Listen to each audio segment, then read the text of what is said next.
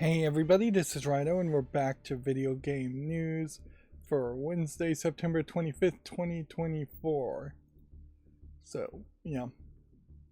Still trying to be a little bit more consistent as far as what time I start streaming, trying to be a little bit earlier as far as what time I start streaming. I've had a fairly decent run of luck lately. As far as watch time, so there is something to be said about streaming earlier. Also, perhaps not splitting my potential audience between pre-recorded footage, which is just not scheduled and not airing at this point. And yeah, there might just be something to be said that if I was just looking for success on YouTube, I might just do live streams. Although inherently that does just put me in direct opposition from being a mainstream video gamer, as it were,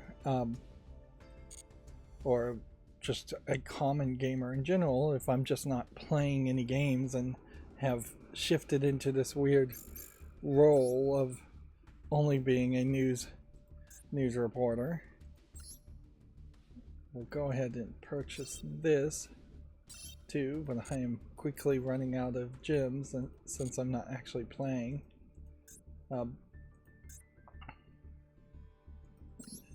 Apparently I got some... Nope, didn't even get any of those cards.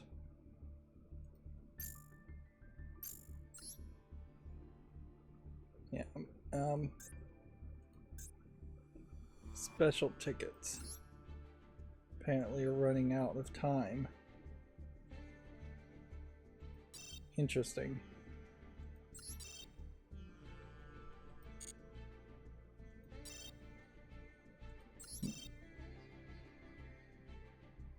It's been one legacy pack ticket to get a royal finish ultra rare guaranteed. Okay, this is new. But these legacy tickets only have 2 cards in them, so that's not much of a trade-up. But I did just get an ultra rare. And spend 2 legacy pack tickets to get 1 ultra rare pack. Which they got me 2 ultra rares. 1 per pack. No surprise there. Interesting. And that was, I guess, just offered to everybody, or because it's not like I have a ton of legacy pack tickets. It would be interesting if there was a system where turning, say, 20 legacy pack tickets and turned it into 1 shiny ultra rare pack. And the gold pass here made absolutely no progress on whatsoever because I haven't played since then. And same would be true as far as just these rewards. The only reward here I should potentially receive is just watching Duel Live and collecting daily logins. And that is way too much time to spend on Yu-Gi-Oh! Anyways at the beginning here. That's exactly what I want to avoid doing. So I did, as far as catching up, I'm still getting distracted quite a bit. Went on a side journey of learning about how long the set time of concrete is, which is going to shock you to say this, to hear this almost certainly, but concrete once poured isn't really set until like 4 weeks later, at least, to 100% strength. There is a drying time, which is much less, particularly if you're using quick drying, quick reat concrete. And then there is a curing time, and with a regular concrete, the curing time and the drying time are different. With quick reat, they're the same, but nobody follows that. I've never seen any contractor constructor pour a foundation and then come back 4 weeks later and not and then start building on it. Perhaps that's something you would do if you were building a very large multi-story building, or perhaps it would be something you would do if you're building a full building. But if you're building a fence, if you're, in my case, fixing a floor and pouring foundations for new posts and woods to be there, then it's barely going to get 24 hours at most of time before they're going to start building on it. And I just don't think contractors want to do their work that way, where they would be out of income or having to find other jobs to work around other jobs. Now, in fairness, while the set time to 100% is like 4 weeks, the set time to 5% is only like 12 hours. So I imagine if they only build a little bit on it, and then that there might be a sliding scale there, where if you just put the frames on a foundation the next day after pouring the foundation, maybe then that would be strong enough. But I also wouldn't be surprised if it isn't a case that many foundations like that are cracking or being overly stressed at least day one, just because of a inability to wait. And if you were building a full house or something like that, you could pour a foundation and then you could potentially be working somewhere else. But I imagine most people aren't even doing that. That you wouldn't be building walls and framing things out on one side on the ground while the foundation is setting. And there's really not that much you can build. What you would really need to do is have 4 jobs going at once and cycle it and at all times, and that's more difficult. And I wouldn't be surprised if most people who are hiring contractors, the homeowners to be, would be very upset to see somebody just disappear for 4 weeks. Even if they did properly explain it before then. But yeah, I'm getting really distracted around that and just having to deal with home repair stuff still, which is a secondary distraction upon my major distraction, this medium emergency that go unmentioned. It is still an issue, although it's getting a little bit better, although it probably will just get worse. It's just going to be up and down. But even in that, I did try to play Surviving Mars, which is a sci-fi colony simulation game. And I played the first tutorial, and by the time I was done with the first tutorial, I already knew I wasn't going to play this game.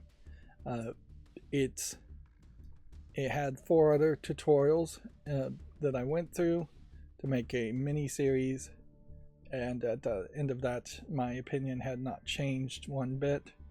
I don't know for certain, because colony sims are just not my style of games anyways, but my feeling and suspicion is that Surviving Mars is a fairly bad colony sim. It just seems like it's got a too complicated interface, although maybe that's what city sims and colony sim players want.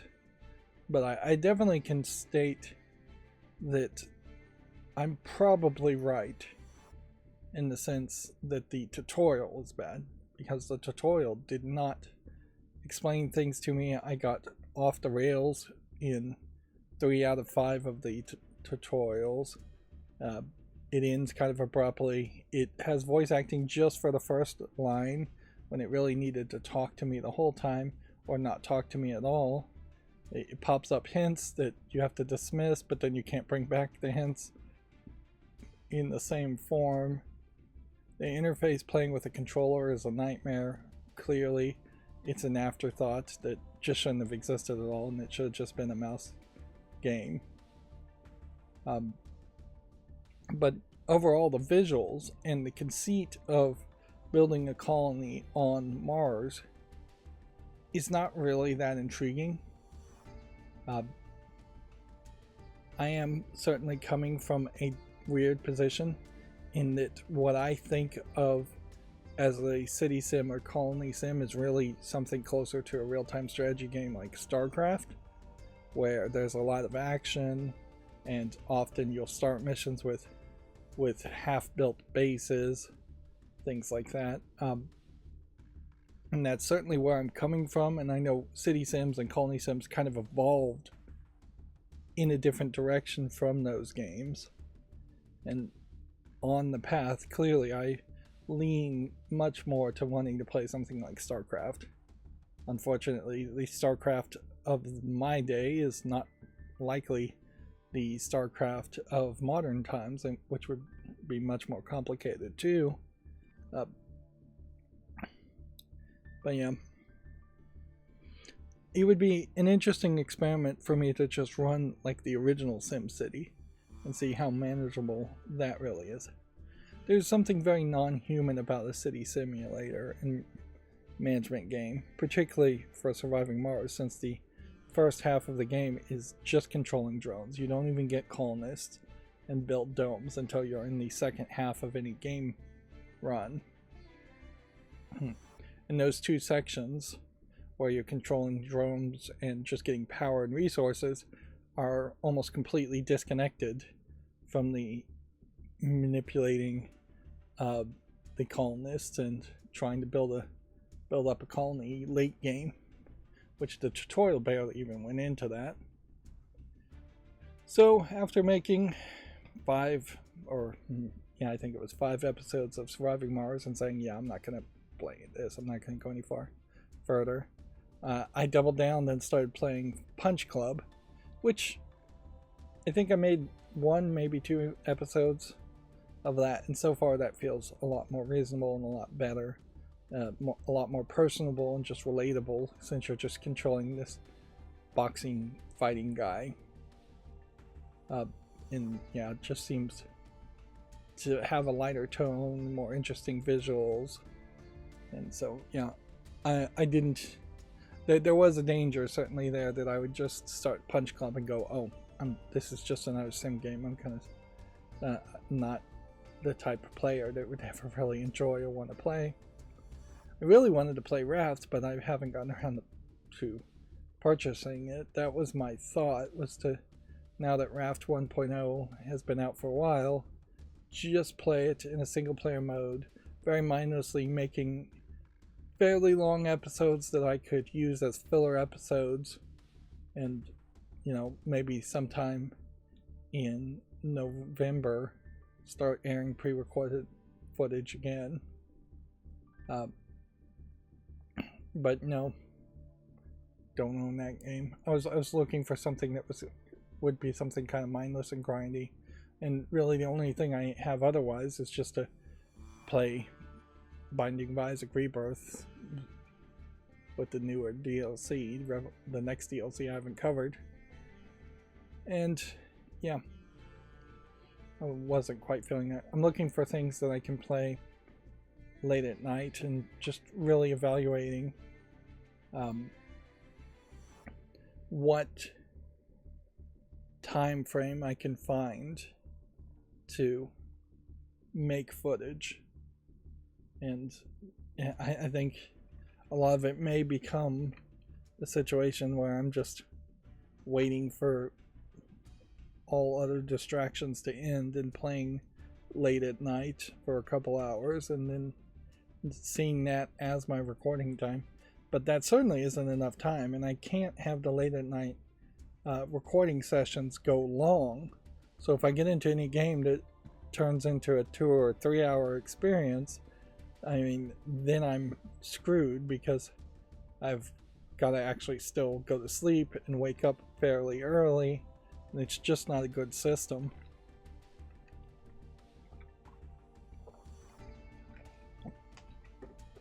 Overall, I need a good 8 to 12 hours period in which I am free and distraction free to record video games, not just an hour or two a day. That's a significant difference there. I still haven't gotten around to fixing this chart, but it did seem like my new macro worked well today. If this chart is somewhat accurate, which it still should be, even though it has some extra days that have been counted 2 or 3 times, Black Myth Wukong is falling down in relevancy to the 3rd spot as far as games that are being played by either humans or bots. Once Human probably deserves more attention from me, since I really don't know what it is. And I would say the same is kind of true for Naraka Blade Point. And then it does seem like I've seen a couple more YouTubers. Game Grumps showed off Deadlock too. And so there might just be a case here where Deadlock, once it actually is out, catches a lot of people's attention. Although, inherently, this also might be a case where Deadlock pre-release is really fun and then Valve changes it in some way and it's not as fun once it was released. That's exactly what they did with Artifact. Or was it vice versa, that it wasn't as fun at the beginning and then they changed it and made it more fun? There's just a danger of changing it regardless. And there is also that danger that you may just have your full saturation of your audience before the game even releases.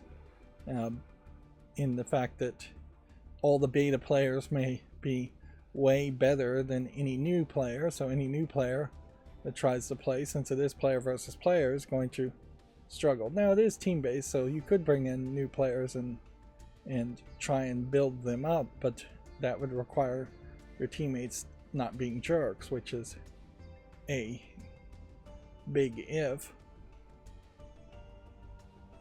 Some of these games, like Rainbow Six Siege, being on this chart are kind of shocking still.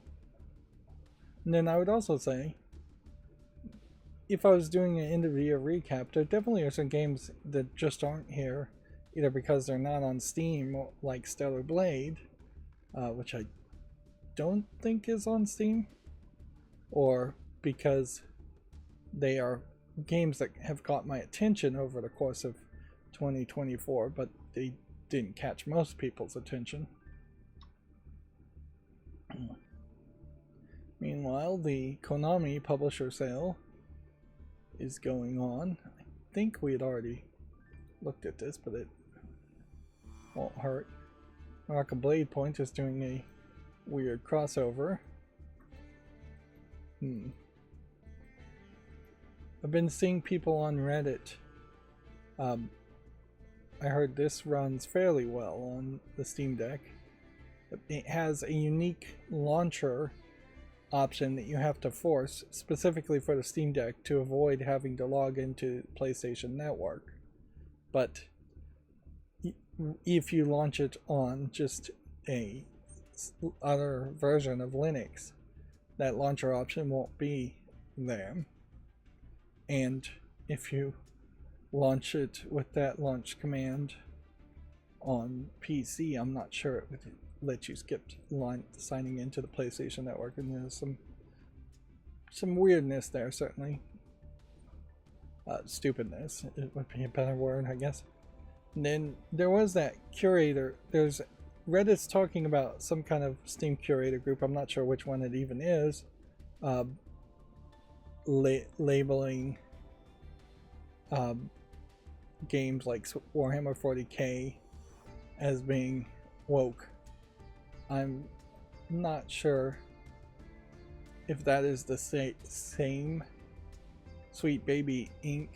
detected curator group, or if a new, even more extreme anti-woke curator group has been created.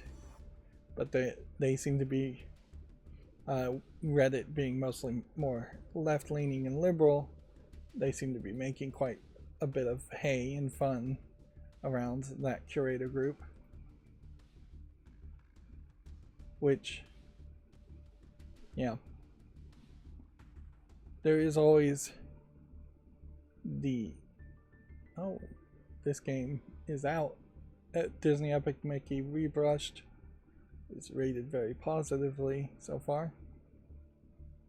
There's always the danger, though, that a curator group might also be a troll job from the other side. That it might just be a troll who's not really serious about what they're saying.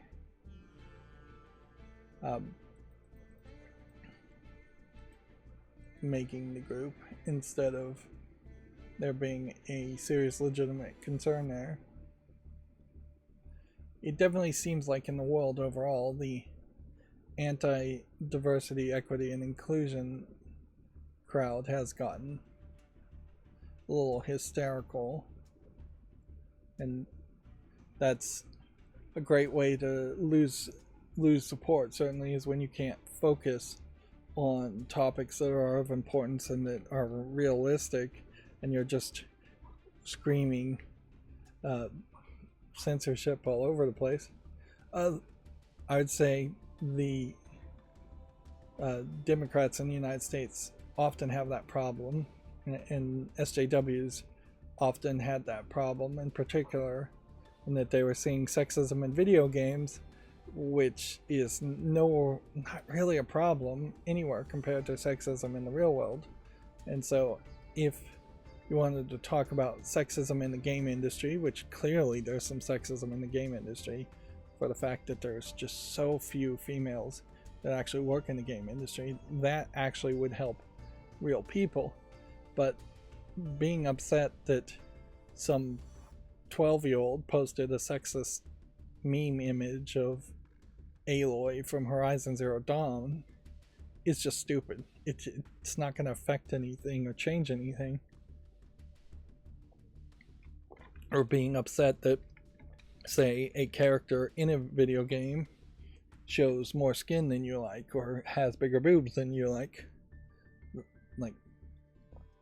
refusing to review Stellar Blade because the character is drawn sexy, is kind of the pointless, hysterical distractions that get brought up, bringing both sides further and further away from having a real narrative of where there might be some common ground. I hope I'm making sense here and not just rambling. I'm trying not to go too extreme into any rant so far. Satisfactory Modeler. One of the things about Satisfactory, as I've seen some more gameplay of it, is that I really can't even sit through an entire YouTube video episode of it. It's just so repetitive and grindy, and that's a problem with a lot of games these days, in that you have a situation where they give you a small amount of resources. In Minecraft it would be like wood, and then in usual regular gameplay of Minecraft, the amount of wood you harvest with an axe is more than enough to keep you going. But when you get into something like a Feed the Beast coverage mod of Minecraft, the amount of wood you need is just ridiculously high, and you have to automate it with other mods, and then just build millions upon millions of logs via some massive automated tree farm. Once you get into the point where something is automated, then you've kind of lost the plot, and your requirements are too high and the numbers are too high. Numbers going up arbitrarily is not that helpful. Okay, so to see curators on a page, you have to click here, and then there's a Metacritic follow group. So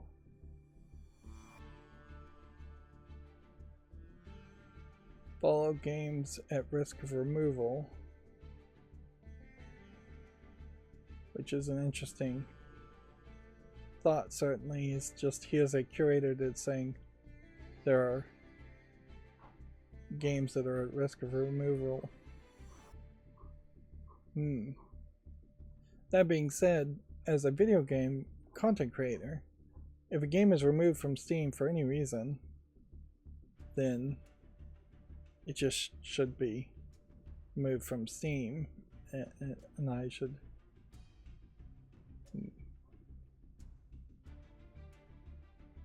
Here's one specifically for the Epic online services.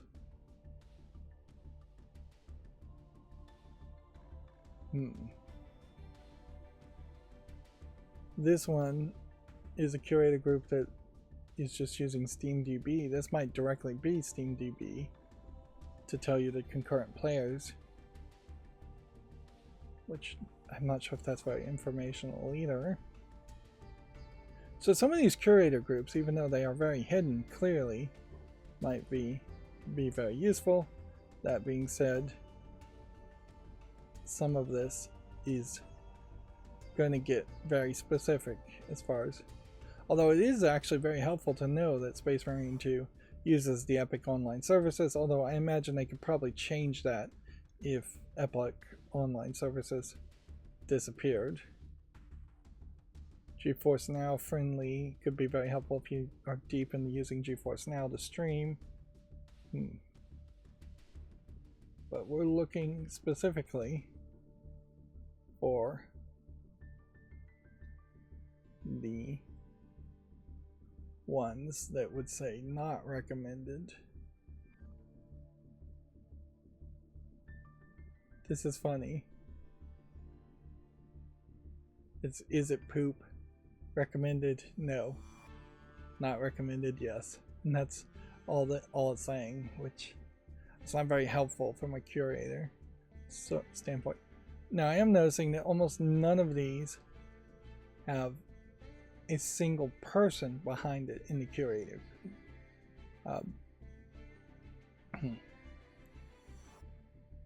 So you are getting to a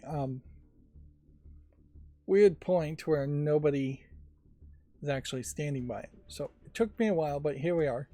Apparently the curator that they are complaining about on Reddit is the woke content detector, and they say Space Marine contains overly pro DEI messaging. The Ultramarines seen in game are improbably diverse, featuring frontline female combatants, including a improbable female authority figure, which I don't know where their sources are from that, nor am I deep enough into the original Warhammer lore to agree or disagree with it, because I might very well lean into the thought that Warhammer may very well have been written from kind of a super male-centric, white male-centric perspective, and in the original writings there is no real diversity, because particularly in the Space Marine concept, that's very believable. If Space Marines are supposed to be based off what Marines would have been back when Warhammer was first created decades ago, then all Marines would have been male and mostly white on that, but whatever. Suffice it to say, though, it took a lot of time to get down to this point, and only 4,015 people even follow this curator. This is not the Sweet Baby ink detected, unless they change their name. And even that forum, interesting, this is the first one we've seen in a different language. Even that curator really wasn't providing enough information for you to really follow them, because all of the hysteria about Sweet Baby Inc. being hired really led to nothing, because I severely doubt that any of the games that hired Sweet Baby Inc. weren't planning on doing whatever they did in their game before they hired them, and they just hired those kinds of consultant firms as a way of justifying to the higher up management that this is the way to go. Inherently, middle management and upper management usually works that way. If they want to cover their butt, they will hire a consultant agency that's just going to tell them exactly what they already want to hear. This is the first one I've seen that has an actual name around it, and this is YouTuber Mortal Gaming. Like, he's the first one I've seen. And these numbers are just getting smaller and smaller.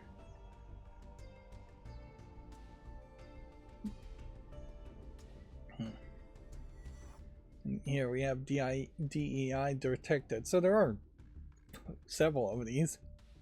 And they have a whole YouTube video. Senior writer hates white men.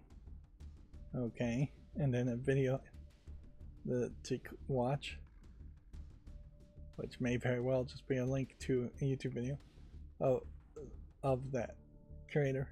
I definitely have thought about making my own curator feed, but I just don't see a real reason to do it at the moment. It would be here's yet another one. Based propaganda detector, which I don't even think that's how you're supposed to use the phrase based. Of course, the number of followers is going smaller and smaller.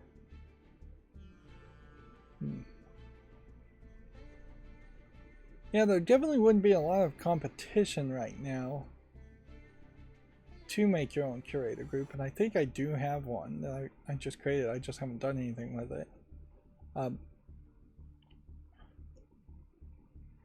But I can't help but think that I'd probably just get maybe banned or something, as I would just want to link to a playlist of my own video coverage from my curator page. Yeah, and I'm not sure if that's 100% allowed or not. Plus, that would just take more time. It is certainly a project I would hand over to a employee if I had an employee. Make a curator thing. Of course, I'd have to go back and think about what I even liked and recommended games, because that's where I would get tripped up, I think, more than anything else, is just remembering whether I would recommend a game or not, because inherently my long plays are just not really about a thumbs up or thumbs down.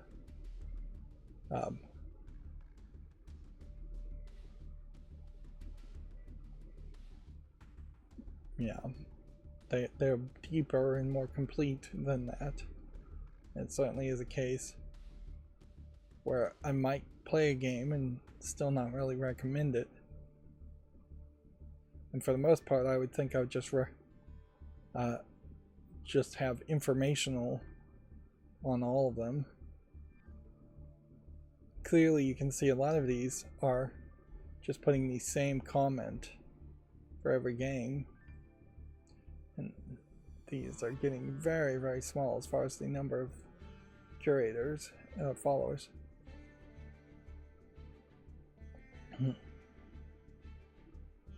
It is very much, I think, a chicken and egg situation too, where if Steam actually updated to the point where curators got more promotion, then this would make a lot more sense, and I'd want to use it. But then the second they did make it more useful and make it where curators showed up, would also be the second that you'd see just hundreds upon hundreds, if not thousands upon thousands of new curator groups pop up in competition.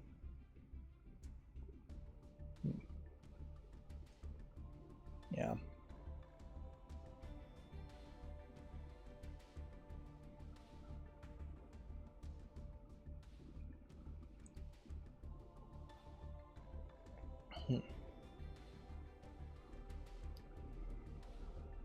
So, but the only thing you really could do with that, as far as that goes, is just do it anyways. Just spend the extra effort hoping. You've got to plow the field and plant the seeds before it starts raining, before the sun starts shining, and in the hopes that it rains and that it shines and that the seeds will grow. That's true in actual farming, and it's true in making content. You can see it's definitely a lot of ones here that just have like 1 or 2 followers. Of course, that is just the curators that have added Space Marine to the list. That's not all curators everywhere. So yeah, that's another bit of side project I should probably consider working on, and that'll just give me more project debt to go back on, and more of an excuse to not actually focus on scheduling videos. It's kind of silly to continue to even make content if you're just not going to schedule it, but whatever. Like, at a certain point I do want to play games, and I have painted myself into this weird scenario where if I'm going to play games, I might as well make content, and I might as well upload it to YouTube, even if it's just going to be a draft upload that never gets scheduled. I wouldn't mind getting this, but I'm also totally broke. So, yeah. Finances right now, because of all this remodeling, are very up in the air, but it is incredibly safer to assume that I'm going to be broke, which is a shame, because Lego just came out with their first new Christmas sets in a while, and I think I pretty much own all the other Christmas sets, so I wanted to maintain a complete collection of that as far as the Christmas Lego City Christmas Village.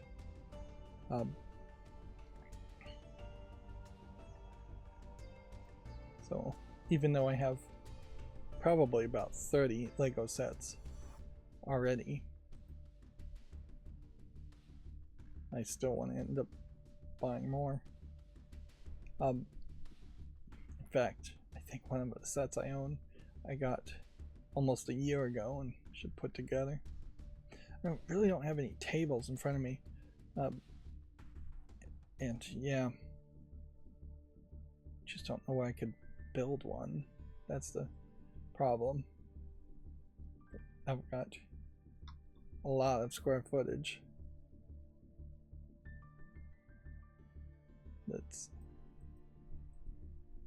I think this was, I remember this game, but I don't think this was a player versus player more focused game, and that's why it's not on my fall list or wish list. Yep. So that's enough rambling for now. Let's take a drink of water first, and then we'll go through the Video Games Chronicles news. I'm pretty sure my macro ran particularly well today, because it does look like on this Wednesday we have quite a bit of news that popped up from all 3 of my news sources. I still haven't taken the step to add gaming on Linux as a news source. It definitely shouldn't be at the front, but I could see it after Gamatsu. Yeah, after Gamatsu is the exact perfect place for it, because you're you're talking about something somewhat niche, but not as niche as GameDeveloper.com, which is just industry insider specific. And you're still kind of talking about games more than GameDeveloper.com does. So, Sucker Punch is planning other spin-offs beyond Ghost of Yotai. Ghost of Tsushima's follow-up will turn what was a single player into the start of what was a single game into the start of a franchise. They announced Ghost of Yotai, which I don't know if I'd be able to pronounce Yotai if I hadn't heard that word before. I could easily see myself thinking it might be Yeti, but in Japanese translated to English, it's almost always consonant vowel is one sound, a group of sounds, and then consonant vowel or vowel would be one sound, and the EI would just be turned into an I sound.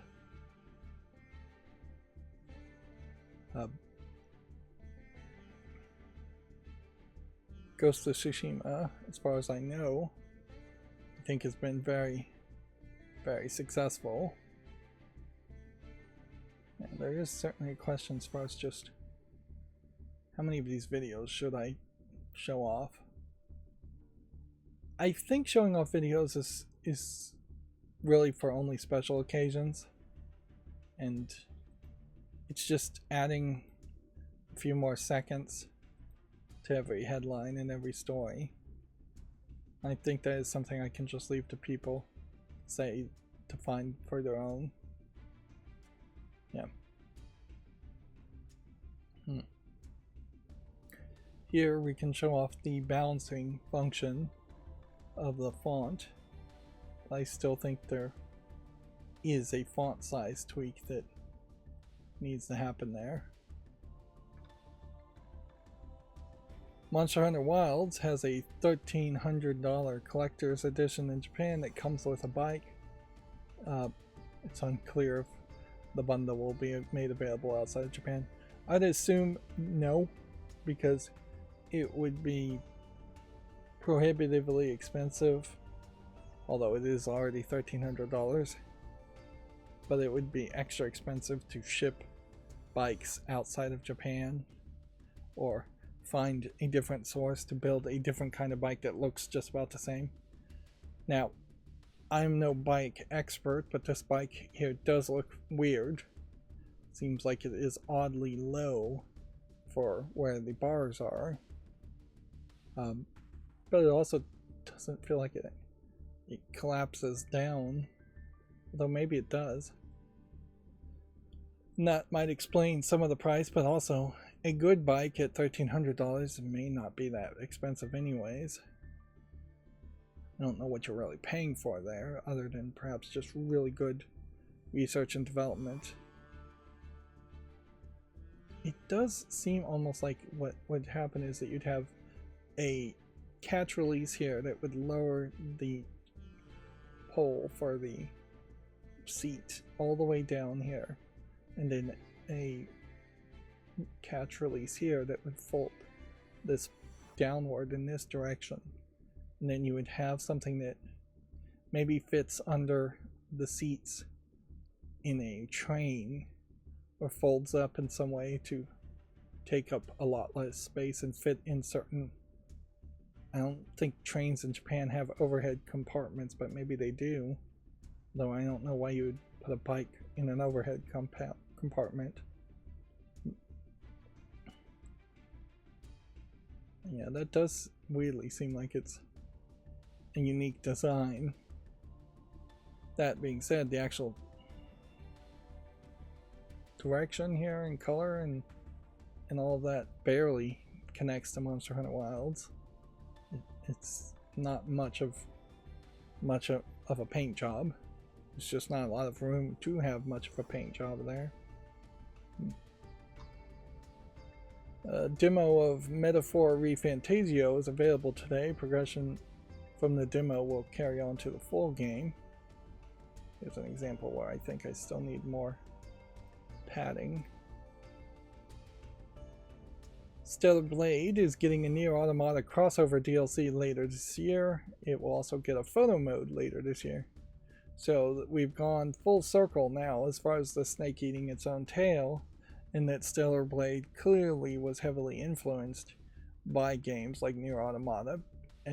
Although visually, the main thing that influences Stellar Blade from Nier Automata is just 2B and having an anime girl be the protagonist and be attractive, whereas the general concepts in Stellar Blade are mostly just kind of basic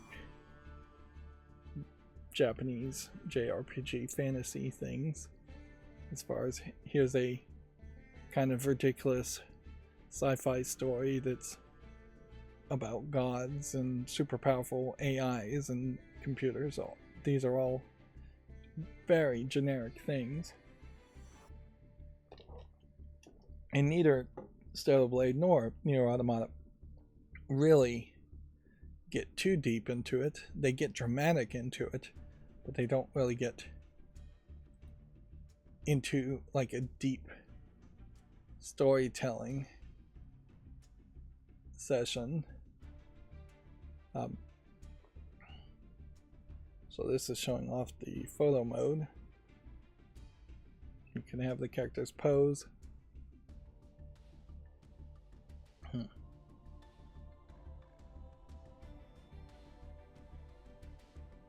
Noticeably, wouldn't be surprised if we see very few people even put out this information of the crossover and of the photo mode being added. It definitely doesn't feel like Stellar Blade is getting its fair share of attention. But you're also in this weird position, since it is still a PS5 exclusive, that we won't have any real numbers. So I imagine what is going to happen is if it comes to PC, it will surprise a lot of people by just the number of people playing it for the first time or coming back to play it. They really didn't show as far as what the crossover DLC really is. I imagine it's going to be kind of a overpriced DLC to just skin Eve to look like 2B as a character. And it really is just going to be a costume change. I bet there isn't any real story or mission elements that are added. That would be my guess. Dino Crisis and Legacy of Kain are coming to the PlayStation Plus Classics catalog.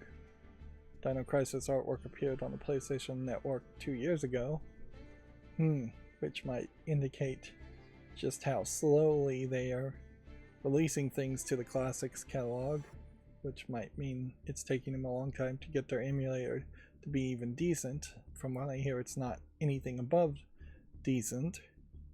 Or it might be a case that they are just so far ahead of having things ready to be released and they're just slowly trickling it out because they can.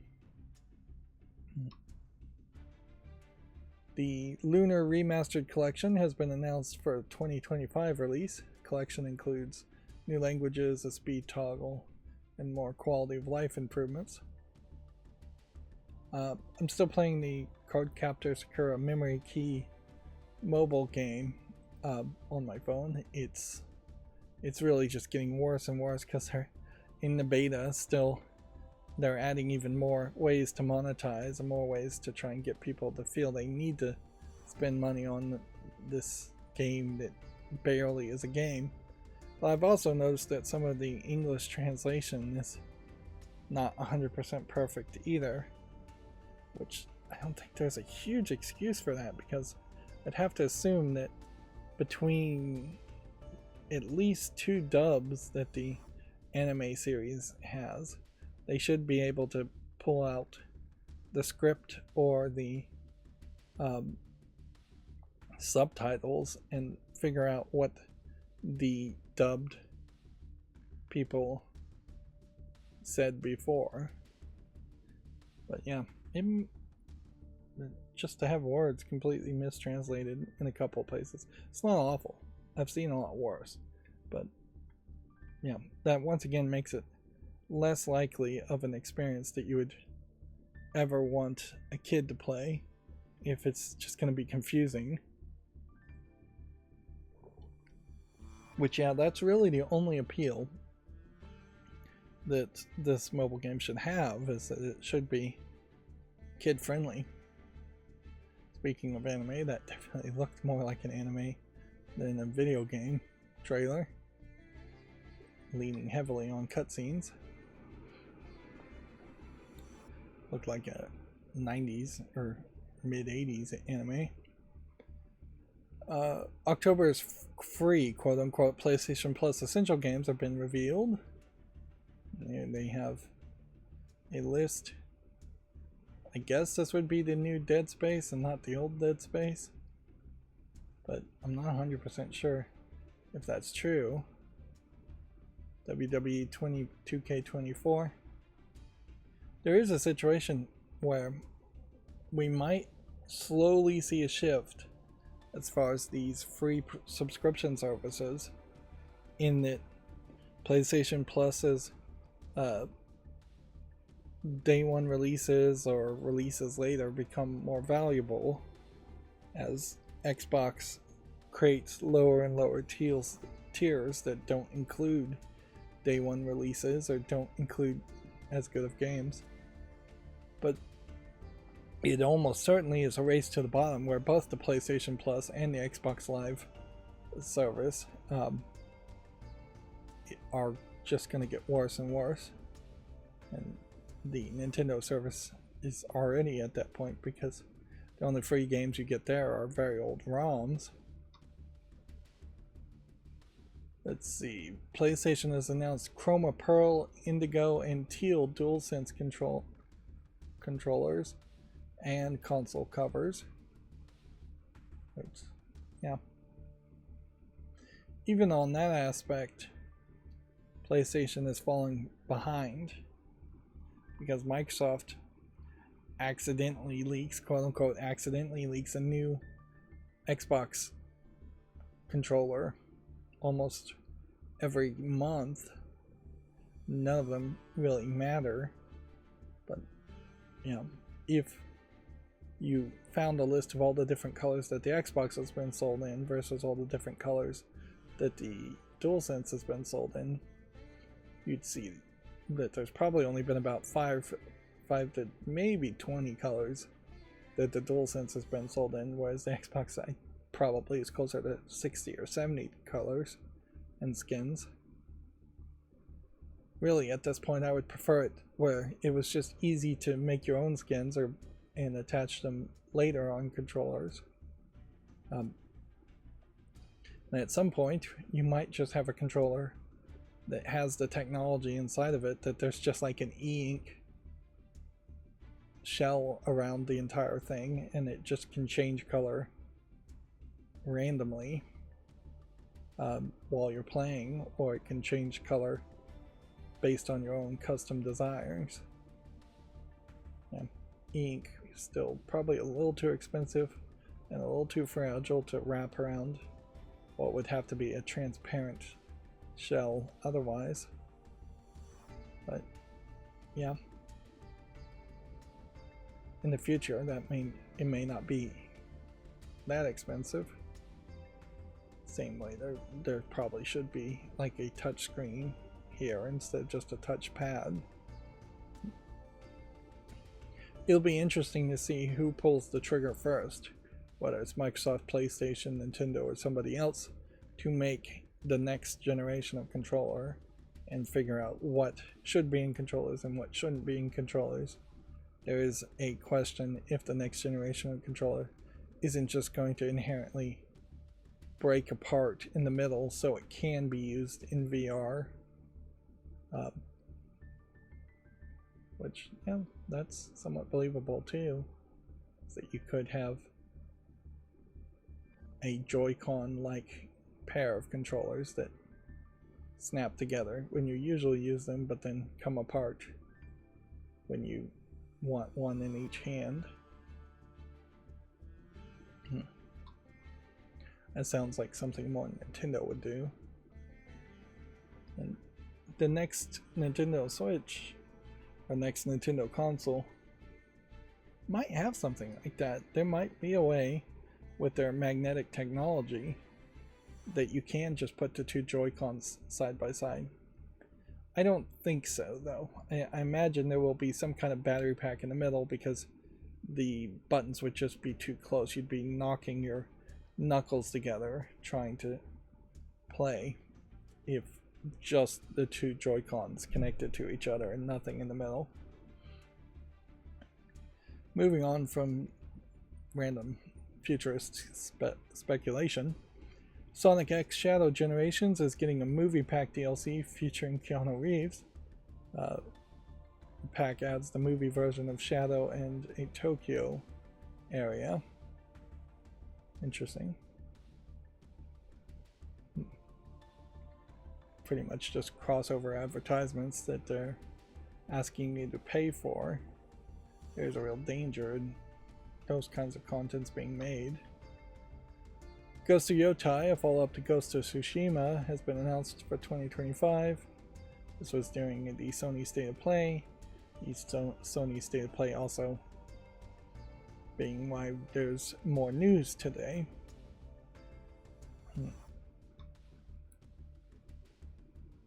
So yeah, there is. I guess Ghost of Tsushima was the big announcement at the State of Play. I'm not sure there's much more, because I'm not really seeing a lot more. Horizon Zero Dawn Remaster has been announced, coming this October. Being brought to the same visual fidelity as Horizon Forbidden West, which very possibly means it will have maybe a character model that looks a lot more like the Alloy in Forbidden West, which, yeah, at that point, then I think people might not really enjoy playing Horizon Zero Dawn. Yep.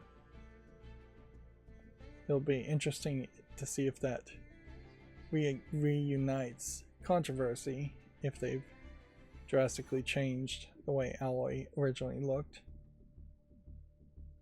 calling it an improvement in fidelity, while also actually improving fidelity.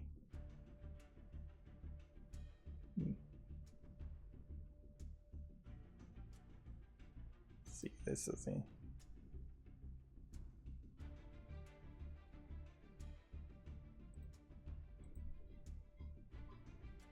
now, it is kind of weird, though, that the entirety of the controversy will just be on how the main protagonist looks, because there almost certainly will be nothing really stated as far as how any of the other characters look or how the rest of the game looks.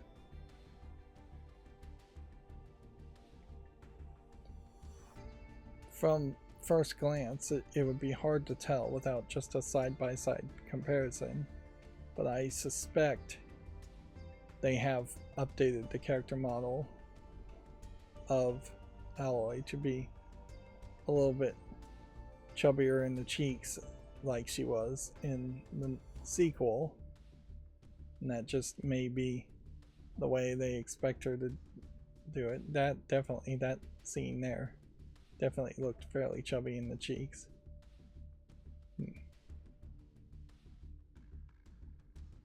So yeah.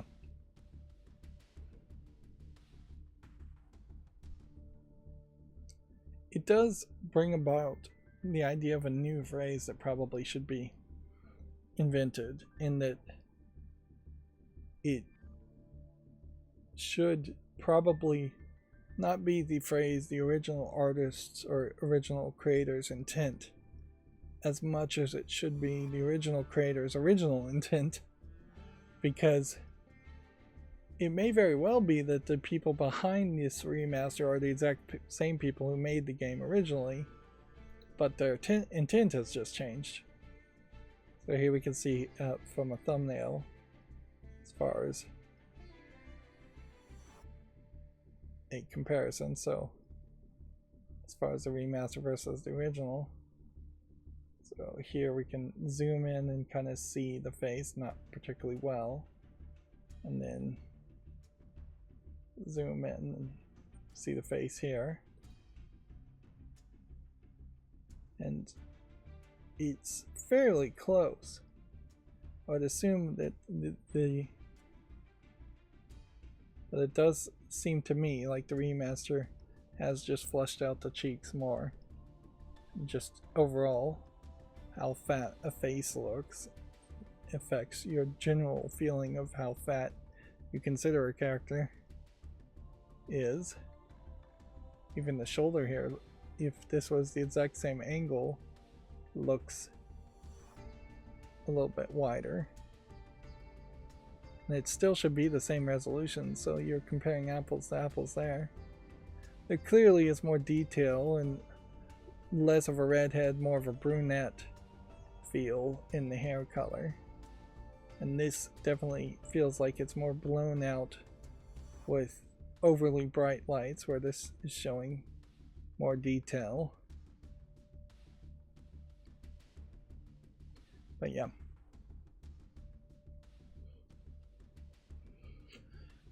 Original artist intent, original artist, original intent, both phrases probably less helpful than just the original release.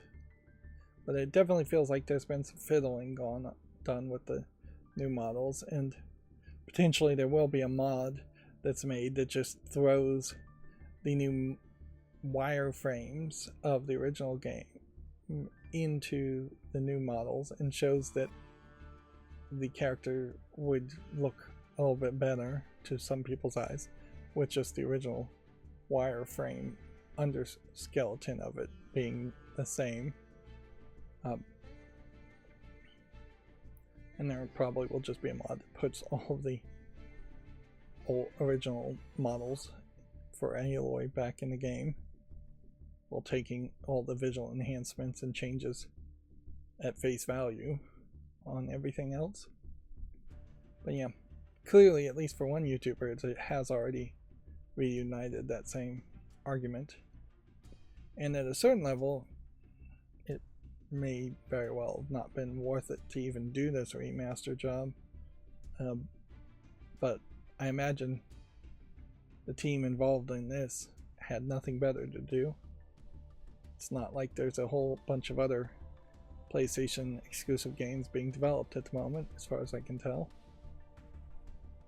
So my macro may not really have a way of catching all of these pages, so it may just be standard that we run into some of those. That's not a big deal. And then this version of Aloy just has incredibly fat cheeks. It's just incredibly hideous what they've done to poor Aloy here. Of course, I'm joking because this is a minifig where all the heads are in that, I don't know what you would call that, circular column, rounded style. Although I found it interesting that one of the Wednesday Addams sets, since Wednesday Addams is not really a kid-friendly show, it's funny that they've come out with a Wednesday Addams Lego set that not only is age 10 plus, targeting much younger kids than should be watching the Netflix show, but they also did it with the Lego Friends dolls style of characters. And the dolls were introduced several years ago to have more of a human-like rounded form and not be in the minifigure style like Aloy here is in the minifig style. And thus the dolls don't really look like Lego characters at all and barely fit into Lego sets. I would say I imagine the Lego Friends sets have gotten a little bit better about being more Lego, but still a lot of them feel like they are just doll houses that happen to have a few Lego attachment points, Lego studs here and there. And they feel more like Polly Pocket toys, if anything. Or, yeah, knockoff Legos, if anything.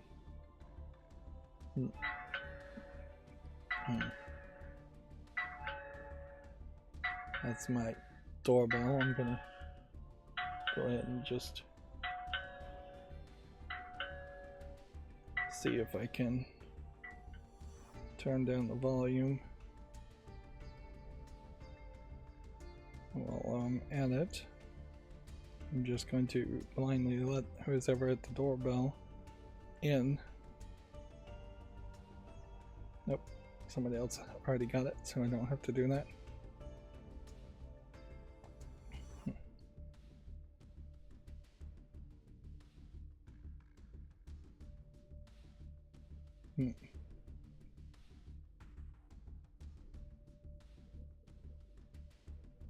Yep, okay, sorry. So, it's questionable whether I want the doorbell to ring on my phone or not.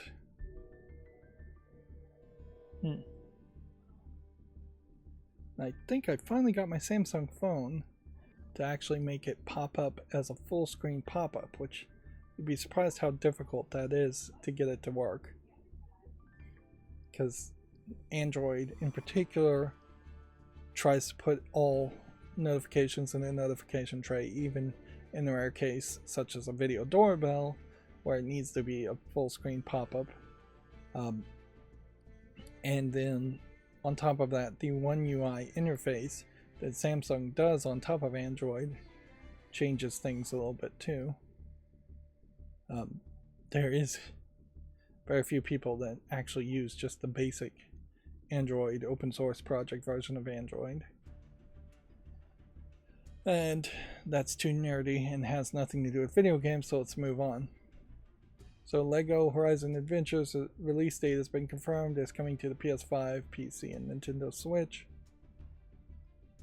It does create a weird situation, certainly, where now I have 3 different Horizons games to potentially catch up on if I was wanting to do that. I think it would make a lot of sense to play Zero Dawn, which I believe is the first Horizon game. Maybe play it in its remaster form, then play the Horizon Adventures, and then think about playing the sequel to Zero Dawn. Monster Hunter Wilds release date has also been confirmed. The game will be released earlier next year, February 28th, 2025. They could easily put these numbers in the headlines, but they never do. Then Alan Wake's second DLC, The Lake House, is coming to in October. Second piece of DLC will be free to owners of the deluxe edition of the game, which that's kind of true for everything. What's weird about this is I think I clicked on this. Yeah, it has this M+ for nudity being included, and I wonder what nudity is really going to be in the game. Also, just gets into that weird situation where I don't know how much nudity in a game like that would be tolerated by YouTube these days. The answer is probably none, but I wonder how many people are actually going to get strikes just covering that game if there is a situation that... It being an Alan Wake game, though, there's also just a deep chance that the nudity is just going to be like Alan Wake's bare button. So it's not going to be particularly intriguing to the heterosexual male gaze, at least.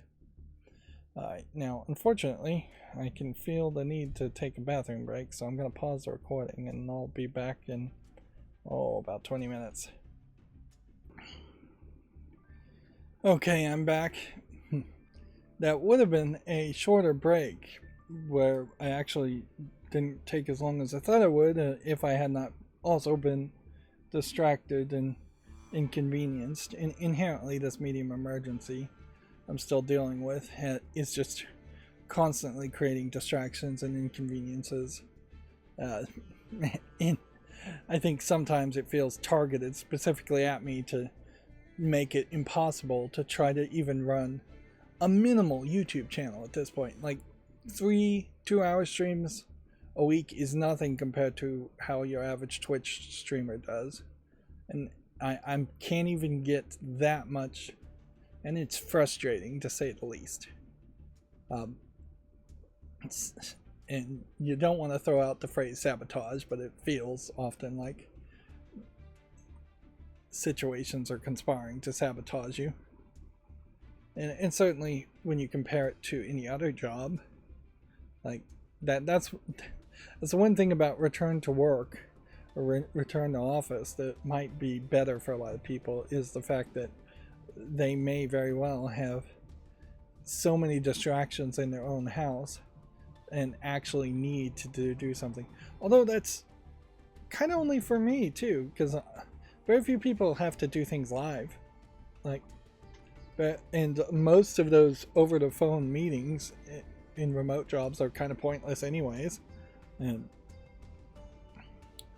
But yeah, I certainly can see the struggle that I imagine many a working mother has run into, and that they might be trying to do remote work while also having kids just pop in and interrupt them all the time. Although in fairness, if your kids are in your house and you're not being a parent to them, and nobody's taking care of them and being a parent to them, then something wrong is going on there anyways. And being a mother yourself, being a mother or a father, a stay-at-home mother or father, is a job in itself, and you really don't have room for another job. Of course, inherently in the United States, they try to get you to have 4 or 5 jobs if they can exploit you that well. Anyways, that has nothing to do with video games. I'm just irritated, to say the least. And it's never an interruption that really needs my attention. It's just some nonsense. It always comes off that way. Anyways, moving on. Video game news. So the Bridge Curse 2, the extrication, I want to say extraction, but it's extrication, for PS4 and 5, Xbox One and Series, and Switch, launches October 24th. Not sure what the ratings were on the Bridge Curse 1, but they put out a press release. I guess for PC, we can see that the game is rated very positively, and so my curation to open up Steam links on Gamatsu makes that more informative. I probably should play more of these horror games, just a few more per year, because it does seem like every year there's at least 1 or 2 horror games that are of actual quality. I might very well need to do it on a rolling scale, where I cover games that from several years ago that have already been rated very positively. But yeah, there was in the past this thought of always having Halloween month, October, be focused on playing horror games in particular, because there is quite a lot of them. But since I'm not even airing anything at this point in October, I don't think I'm gonna get around in the next 6 days to scheduling anything. I definitely don't have any horror games in the bucket ready to go that I've played. And really, there's enough horror games that you should be playing them 2 or 3 times a year. Speaking of days, since today is September 25th, you really only have a few more hours, 24 hours maybe, so about 24 hours I'd say, until the Steam Deck LCDs stop going on sale, stop being on sale. And I doubt we're going to see another sale, at least until like November 25th, Black Friday, Fall Festival, Fall Steam sale. And it probably won't be as good of a sale. And I just don't feel like they are going to announce anything new anytime soon. some of the further speculation around potential ARM support and Android support being done on Steam on Linux, kind of exclusively the Steam on Linux, implies that they might be VR games. So there might be this move in particular to hyper focus on releasing a VR headset that's long secretly been developed by Valve, and the rumors on that are pretty well known, and having it be a ARM 64 processor instead of a x86 or AMD 64 in type processor that you would have in a regular computer, potentially running some stripped down version of Android even, or at least having a compatibility layer where VR Android apps can play on this new VR headset in particular. Which that's a little disappointing, because it would be much more beneficial for them to just very quickly have support for Android apps in general, non-VR Android apps on the Steam Deck, than it would be to support a small number of games. Although Beat Saber is one of the games that's rumored to be testing that out. But the number of games for VR right now still are very low and very often low quality. So you're just not, and VR headsets are still just way too expensive. Gal Guardian Servants of the Dark has been announced for all consoles and PCs. Is this a sequel to a different Gal Guardians game? Yeah, Gal Guardians Demon Purge. I vaguely remembered that. And the general thought, here's an example of what I did with the pictures to get them to fit on the screen, but inherently if I click on this, it'll put the picture way down here, and I didn't change any of the custom styles to move that around. It should float and just be wherever you click. But yeah, this format versus this format where the pictures are just really big and kind of blurry, and then when you get to the character pictures that are more portrait, they don't even fit on the screen. So it's a compromise certainly, but it's much better to just have it this way. Ideally you would want it to automatically flex, which is a different, newer style of doing things, so that the images would all be in a row, and they could be a little bit taller. But I don't think I can just do that with CSS. I feel like this is a series from the same creators as the Gun Gal series, but it may not be. Gal is a pretty common phrase to be translated from Japanese. And this game in particular does not look anywhere close to Gun Gal.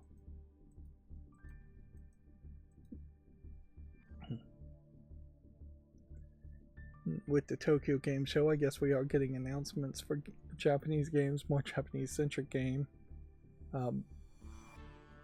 more anime waifu games. Although it does feel like we're probably going to get a little bit less of that just every year.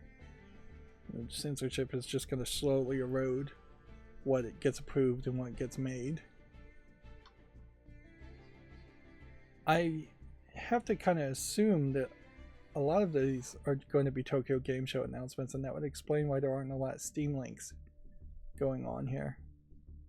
Although, I'm also noticing that here's a Steam link and it didn't get clicked on. Anyways, the mecha side-scrolling shoot-'em-up Vizegun, I would have to assume that's how you pronounce it, Vizegun, has been announced for PC. clicking on that. Does open up a tab. The Dragon Daughter Raising roguelite game called Drapline has been announced for PC.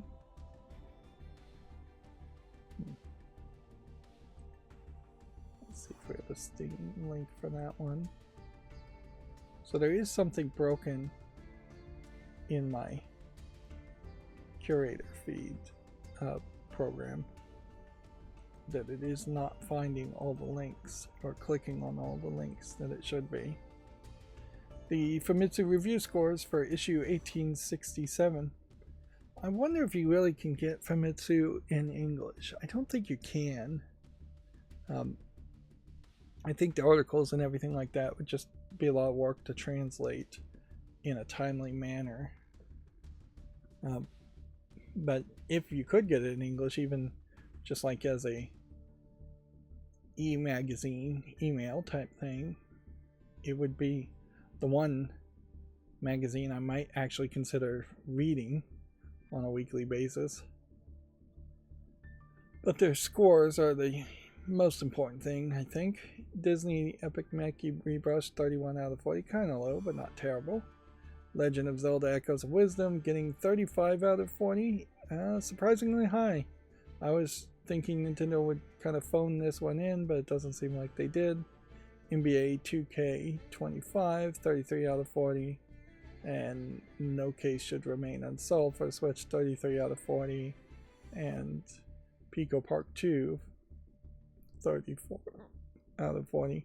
Nintest Drive Unlimited Solar Crown. Did that just come out in Japan, or did that come out worldwide? Feels like that's been out worldwide for a while. Either ways, it only got 32 out of 40. The range of a good game versus a bad game on Famitsu still is really, really tight. Like, the difference between a 31 and a 35 is kind of massive. And even a 34 versus a 33 is kind of a bigger deal. Let's see. Amedama is coming to the PS5 on November 21st. Let's see. Again, it's already on Steam. But it has also not been reviewed or played much. I almost certainly lean too heavily on the reviews as far as whether the game should be covered. But I really don't have anything besides my own whims to compare other than the Steam reviews. Persona 5, The Phantom X, is coming to Japan. I believe this is a mobile game, iOS, Android, and PC via Steam, although they don't have a Steam link. Yeah, and if I click PC, it's just going to take me to the PC tag.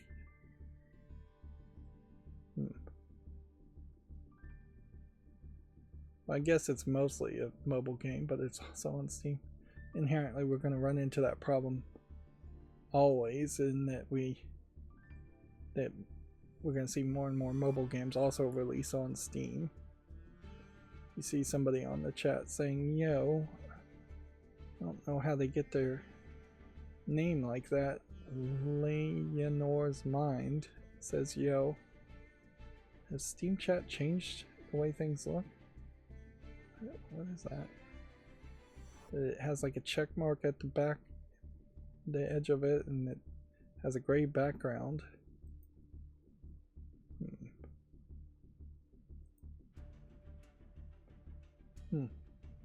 Well, YouTube is changing things, so the YouTube chat being different shouldn't be that surprising. Although what YouTube is changing and what YouTube is focusing on, I don't think is really that big of a deal. Let's see, Clan Dune X3 has been announced for the PS4 and 5 and Switch. It's due out February 27th in Japan. This looks like this is probably more of a kids game. Now this does bring about an interesting question. Once you get the images smaller, it does then just kind of highlight that there's a whole bunch of text here that I'm almost never going to read. It would make a lot more sense to see if I could get the screenshots to just be higher, although I don't think there is a way to do that.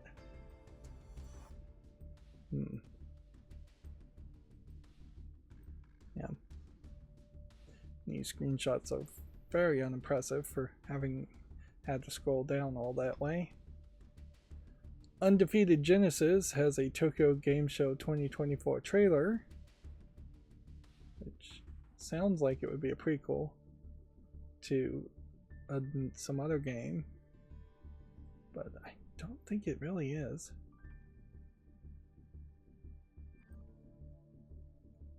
I finally do have Prototype 1 and 2 on Steam, so I should get around to playing it as far as superhero simulator games that are actually on Steam. Of course, Spider-Man is much more recent as far as a superhero game to play. And this looks like this is going to be a very newer take on it. Making a new superhero game is not that difficult, which kind of speaks volume as far as games like Forsaken, which were trying to do some of that and failed. You need a story though, and you need a likable character, because if you just make a game where characters can run around and fly, then what you've created is a problem that then needs to be solved by having very large open world areas, which then creates a problem that needs to be solved as far as having actual gameplay in those large open areas. And so we're just getting a teaser right now, and we'll hopefully get more information to inspire confidence otherwise. That is one of the rare cases where a game like Crackdown, a game like Spider-Man, needs and logically needs a big open area environment. It's not just wasting the player's time and having them go to far corners of the edge of the map to find a quest giver. When you can actually flow and move through the area smoothly and efficiently, that's good. Whereas, ironically, you can say something bad about The Witcher 3, and that its big open area is kind of a hassle to flow and move through quickly. So you really wouldn't want the areas of The Witcher 3 to be much bigger, and the horse option, if you're going to ride Roach the horse, doesn't make it a better experience. Skyrim is even worse on that. There's a very big area and you just end up having to walk around a lot and get distracted a lot. Moving on, Ghost of Tsushima's successor Ghost of Yotai has been announced for the PS5. Is Ghost of Tsushima on PC at this point? I think it is, but it might not be. It might just be the case that Naraka Blade Point is on PC, and I just confused those two games. It came out too close to each other, and they both are in that feudal era Japanese view. Speaking of like the historical Japanese storytelling, Ubisoft, I believe, announced that they weren't going to have any press conferences at the Tokyo Game Show around Assassin's Creed Shadow. I'm not sure that they ever said they were going to do that, so it may not be so much that they canceled appointments as much as they just never scheduled any in the first place. But they really aren't succeeding in convincing the Japanese in particular to be on board with Assassin's Creed Shadows and happy with it, even in the early depictions that have been shown. PlayStation 5 Pro game lineup sizzle trailer and developer comments are here on Gematsu. So I imagine there was some push, maybe not a huge amount of push, to promote the PlayStation 5 Pro. Dino Crisis and Legacy of Kain Blood Omen are coming to the PlayStation Plus Classics catalog in 2024, but no release date. Clearly there's a major effort to bring back the Legacy of Kain series, but they basically have to start over from scratch and grow a whole new audience. The fans of the original series are going to be too few to make it successful. You need to catch the attention of a new generation, and we'll see if that works or not. The PlayStation Plus monthly games lineup for October were announced. Dead Space, Doki Doki Literature Club Plus, and WWE 2K24. Stellar Blade's photo mode update and Nier Automata collaboration DLC has been announced, both due out in 2024. It's kind of surprising anything is being announced for 2024. There's only one more quarter, with 3 or 4 more months until the end of the year. And for the most part, I have just written off 2024 as being just an overall awful year for video games.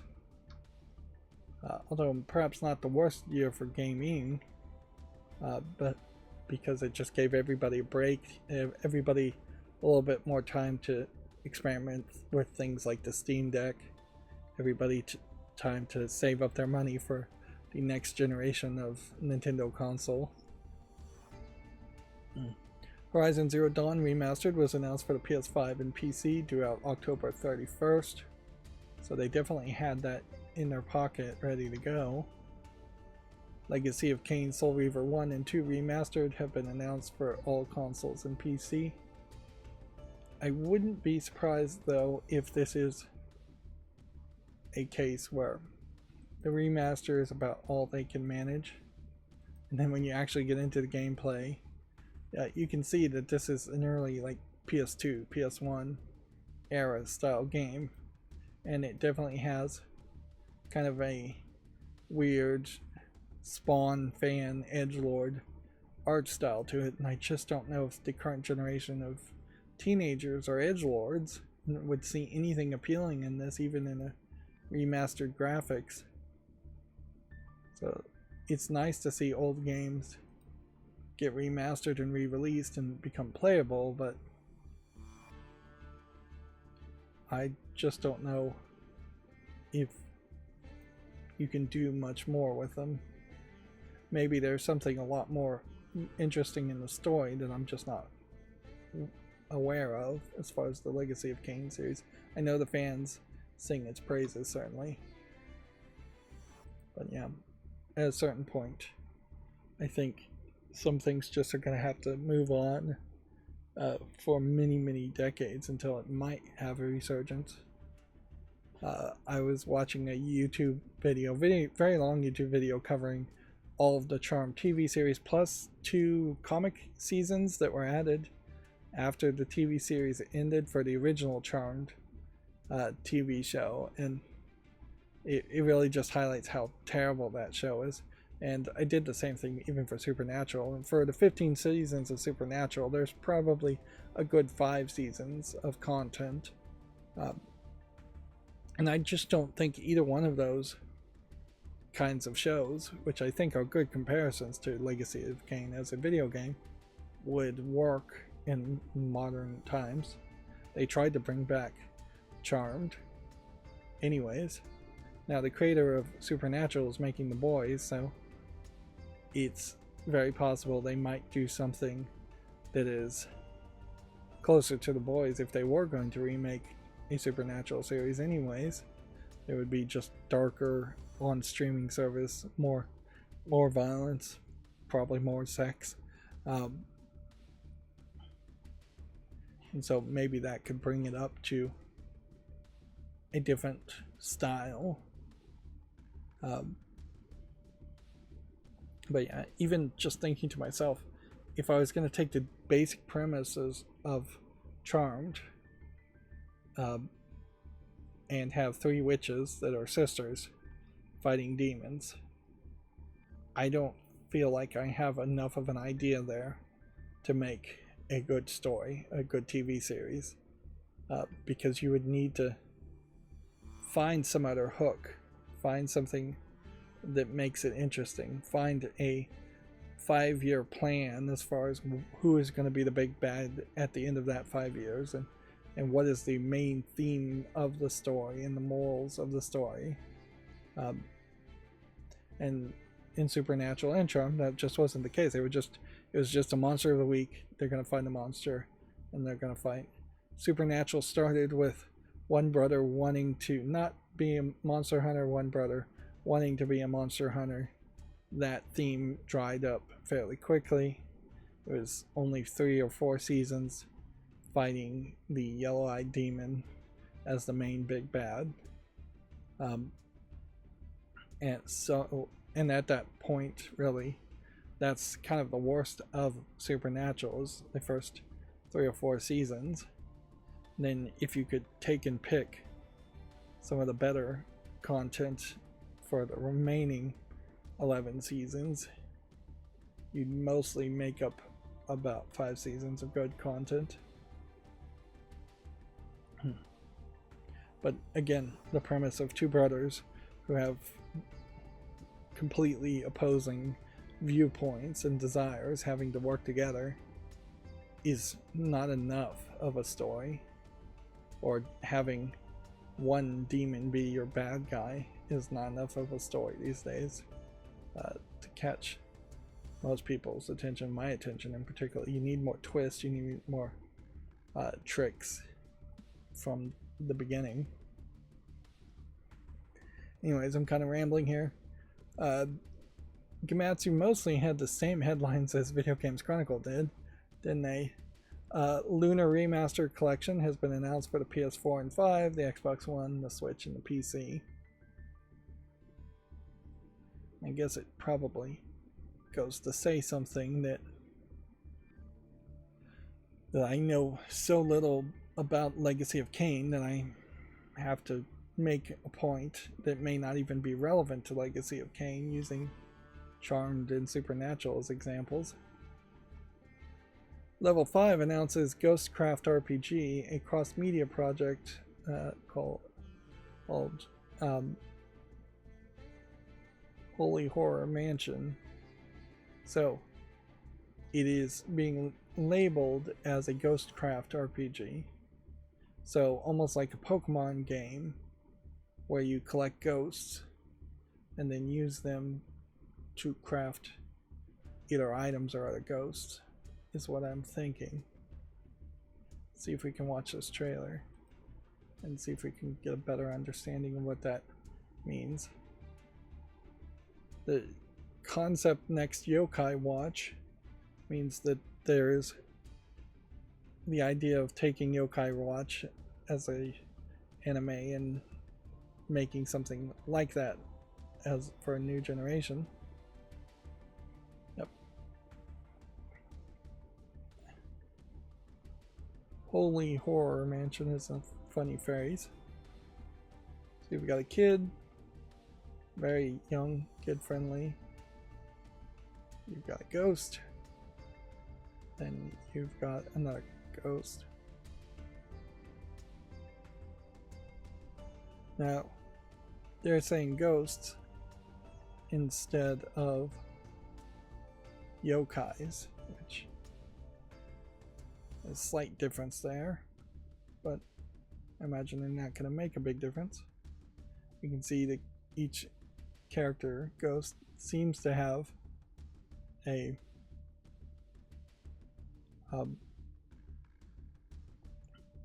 number by it. Interesting.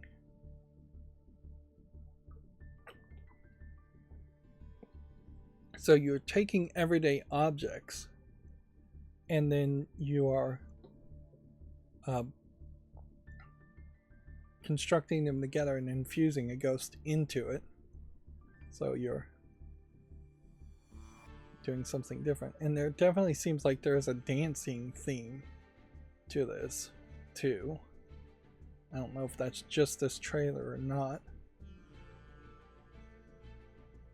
And there's a big bad guy. And seems like you also create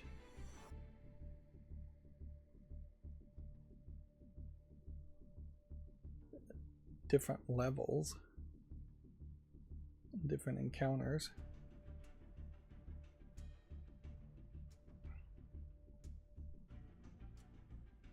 There's going to be a camera element to it. So,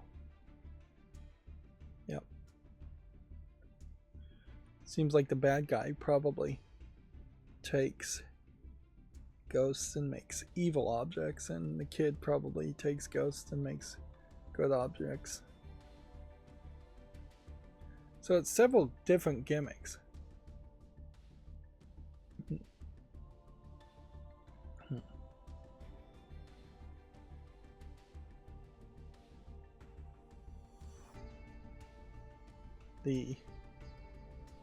They're jokingly telling you nothing about any of that.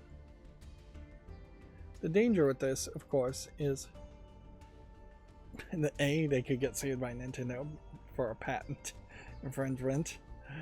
First of all, that there's a real danger if Nintendo wins that patent case against Palworld that happens. But B, there's also just a real danger that a game like this just doesn't catch on. The Japanese audience doesn't like it, so it doesn't ever make it to the West, or the Japanese audience doesn't like it, so it gets canceled anyways, even if it was highly popular outside of Japan. There's also a danger that it's just going to be small. You have to put in just increasingly more and more work. It's not like you can just release a game with 150 characters and go, well, that's the same number of characters as the original Pokemon collection was. You've got to really compete with the 600 or 700 characters that Pokemon has now. I'm not sure what the numbers really are on total Pokemon these days. And so, yeah, increasingly it just becomes less and less reasonable for anybody to make a new game that follows this concept. And there's a decent amount of saturation between Digimon and Pokemon and other creature collectors with more variety. We see the number here goes up to 9, so they're not showing any high numbers on that. And I bet these are all just browse tabs. And I'll see if I can automatically close those browse tabs. That would be nice, but it may be the case that I can't, or that it's just too dangerous to let the macro try to close any tab extra in fear of it closing the wrong tab. Moving on to GameDeveloper.com. Don't Nod has been disappointed by its 2024 first half financials. It's exploring a new roadmap options. Both Banishers and Juicant underperformed, which has spurred Don't Nod to write down assets and adjust its internal plans over the next several years. I imagine there's a lot of people that are disappointed by this year's financials. Noticeably, neither one of these games came across my radar this year, so it's probably an advertisement problem more than anything. An advertisement leading to a lack of enthusiasm problem. Let's see. There's a report that Annapurna's Interactive's baffling staff exodus caused by shifting resources, leadership clash. Is that what that's supposed to be? Being squeezed in here. Clashes with upper management, issues with resources, and a last-minute deal falling through reportedly led to the whole staff of Annapurna Interactive walking out this month. Well, that's reportedly, if you're going to believe it, more details than what we had before, because what was reportedly before was that Annapurna Interactive itself um, which is an extension of Annapurna Interactions, uh, wanted to spin off to be its own separate group, and the manager or person in charge would not agree to that, and so they all quit. The idea of wanting to go through the effort of spinning off into a separate group probably, very likely, was spurred on by shifting readership, shifting resources or leadership clashes too. So this may just be putting more detail into what we already knew. Kind of doesn't matter. I'm a little surprised that the staff of Annapurna Interactive that has all resigned, if they all did truly quit, they wouldn't be particularly getting any kind of severance or any kind of unemployment. I'm not sure how much severance or unemployment really matters to game developers in particular, who are paid a little bit more than just, say, somebody who's living paycheck to paycheck. But if you're not under any kind of, if you're not getting severance and if you're not getting unemployment, you're not getting any income, so you'd think that they would have announced that they were going to start a new company or something like that. There might be some weird non-compete clauses. Non-compete clauses overall not legal in the United States, but still anybody can sue you for anything, and there is a small possibility that the management that quit might be held to a non-compete clause more than the lower level, associate level employees. So if a manager quit and was going to start a new company and then hire on all of the new people, all the people, the associate level employees who quit, there might be a delay because of some non-compete there. Weirdly, the United States Fed lowered the interest rates a little bit, so you would think that would have affected the game industry in any way whatsoever, but it doesn't seem like it really has. No new company has announced any new loans that they've been approved from. No new companies have started up. Maybe it's a little too early for any of that to really happen, but if I was thinking of starting a new video game company today after the rates went down a little bit, that would have meant that business loans would have been a little bit cheaper, but still, it's still a lot of work, and it's not that big of a difference. That there is expectation that the Fed may lower the federal rate to prime rate even more before the end of the year, so it may just be still the wrong time to get business loans and start new businesses. Moving on, Frostpunk 2 sells over 350,000 copies in the opening weekend. I just failed at playing a city sim, so I probably would be pretty stupid to try and play Frostpunk 2. If anything, I would want to play Frostpunk 1 anyways. I do think Frostpunk as a concept, though, perhaps has, as a city sim manager game, it has more of a gimmick to it compared to Surviving Mars, in that there is just more ice and heat to contend with, and so you have this external threat where, at least in the tutorials of Surviving Mars, the only indication of any threat would be a dust storm. And I'm not sure if dust storms actually randomly occur even when you play a regular game in Surviving Mars. But I still very much also lean towards, if I was going to make a base, I'd rather it be a base in something like StarCraft and have aliens, something that is animalistic or humanoid, attack me, not just random dust storms or frost storms and snowstorms. Clearly, I'm not in with that 350,000 group of Frostpunk fans who did buy the game.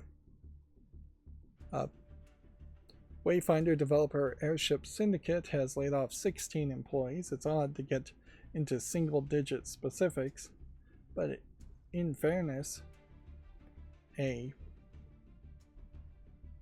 single employee in a game company can be doing quite a lot. There's many games I've seen that have been made by one person, 5 people, one programmer, and then like maybe one manager, and then one music guy and one animator.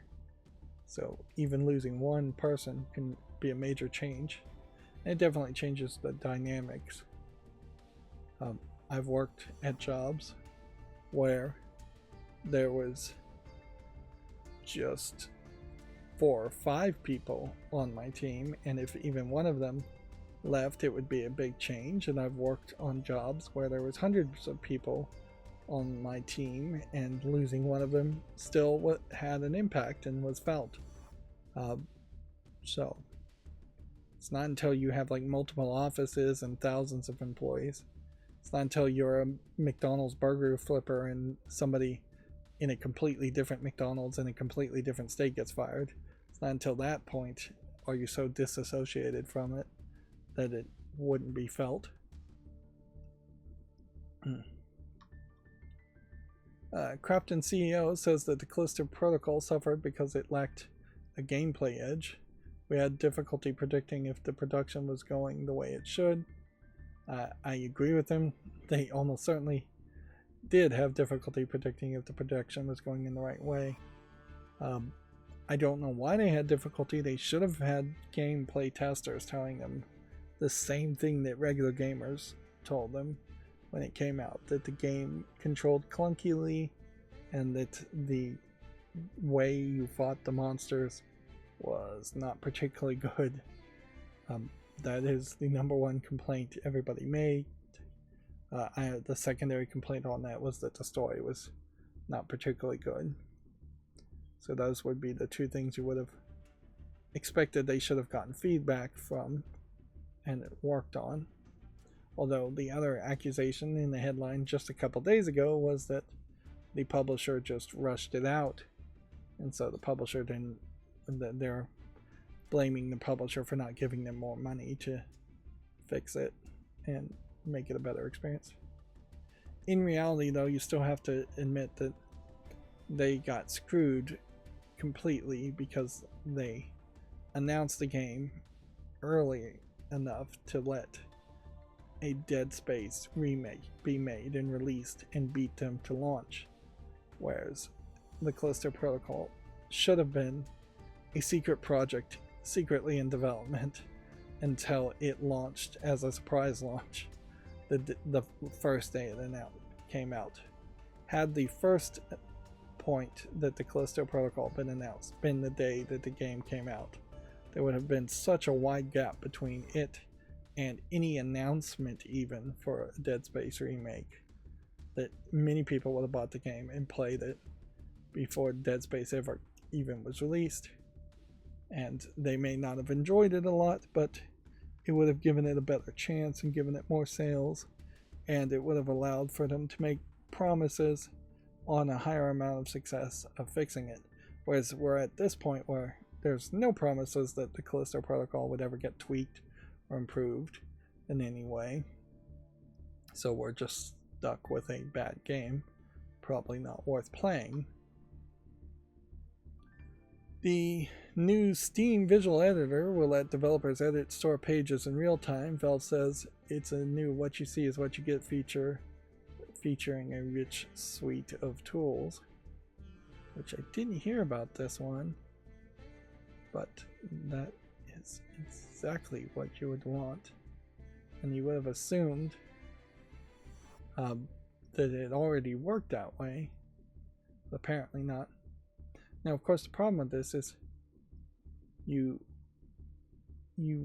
need to see what it looks like on multiple different resolutions of a window, whether you're looking at it on a 16:9 monitor ratio or whether you're looking at it by a 9:16 cell phone ratio, whether you're looking at it at an 800:600 resolution versus 4K or 8K resolutions, and you gotta hope it just dynamically adjusts for that. making it easier for people to make their Steam pages look pretty, while helpful, is probably a little lower priority than what I would focus on, because all this is really doing is making it easier for the least intelligent person to make their Steam page look good.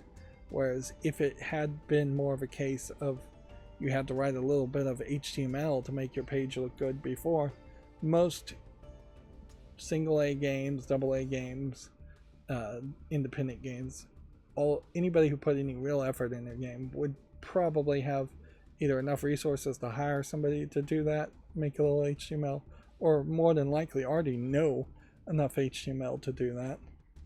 The fact that they're also making it easier just to copy and paste from Microsoft Word and Google Docs really screams that they are dumbing down the whole process. Which on one hand, maybe that would inspire some of the low effort game developers to do a little bit better, but in reality it more than likely is just going to make it a worst case scenario where Steam pages are going to look better and better while the games themselves are still going to be incredibly low effort asset flip games. Support for formatting, bulleted list, headlines, italics, and more. So it's just rich text.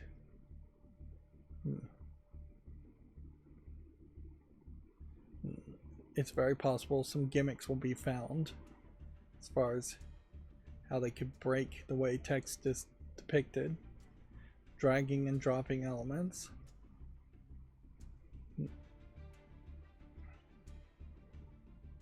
I imagine this will help somewhat, although it may not help as much as it really should, because I imagine a lot of people will just still ignore it for the most part.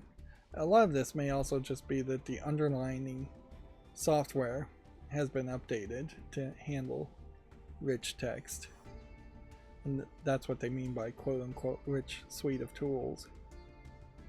It's just better formatting, better markup.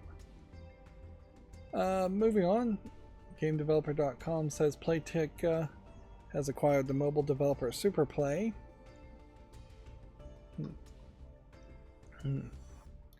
Jaeger uses Fortnite to revive the scrapped game The Cycle Frontier. The studio used the Epic's Battle Royale to create an in-game island that exists as a special tribute to its now defunct extraction shooter. Weird. So we have failed games now potentially revitalizing themselves inside of Fortnite. Fortnite becoming more and more a platform like Roblox instead of just a shooting game. Let's see. Pocket Pair says that Nintendo hasn't revealed what patents Palworld allegedly violated. The studio plans to defend itself against Nintendo's lawsuit, but it also claims to not even know what patents Palworld is accused of violating. And I'm not sure how the law works in Japan, but it would be certainly kind of crazy if that kind of discovery and that kind of preparation is somehow prevented. Although the Japanese criminal court system is highly unfair, and biased against the accused, so it's very believable that the civil court system may too be highly unfair and biased against the accused. Yep.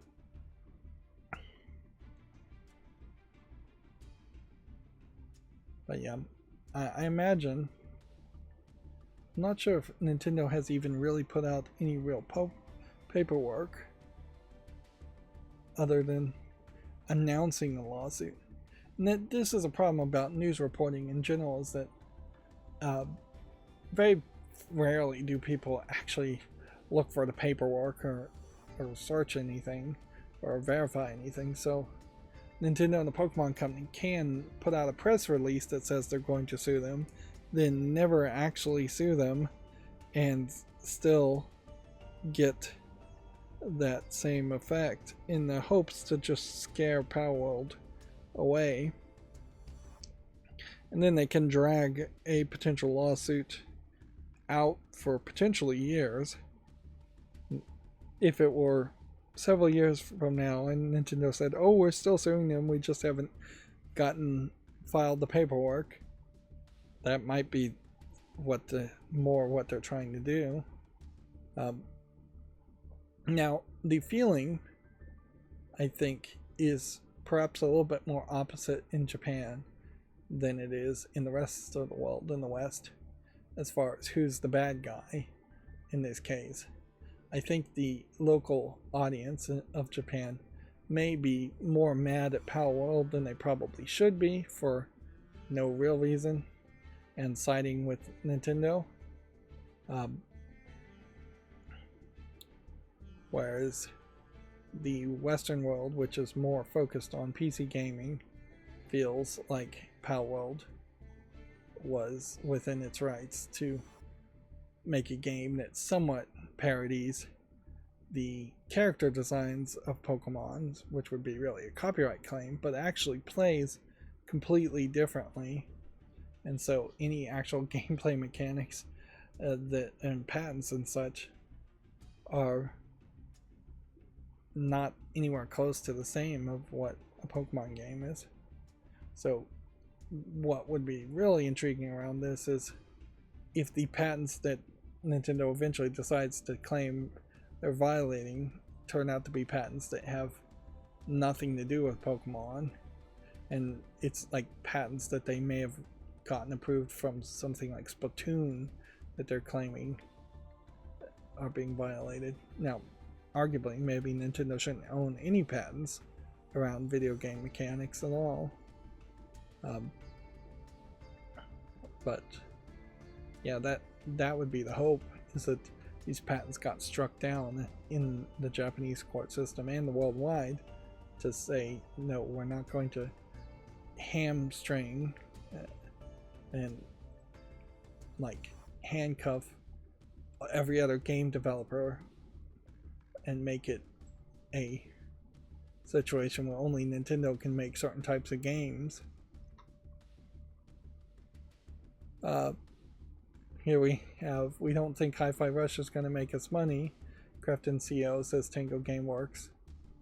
This is not wrapping around correctly at all. And we had a similar statement before. This seems more direct, though. And so I guess maybe they are setting the stage and setting expectations early to say we are going to make a Hi-Fi Rush 2, but we're also not expecting it to be particularly successful. And I guess that's one way to do it. You don't see it done very often, that you would set the expectations extremely low and then hope the game beats that low bar. Unity 6 is going to launch globally on October 17th. Some of these, I think, are older stories, and this may be a case where one part of my macros are not working. It's not saving or checking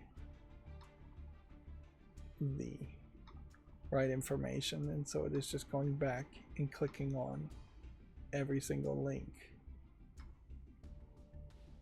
from GameDeveloper.com.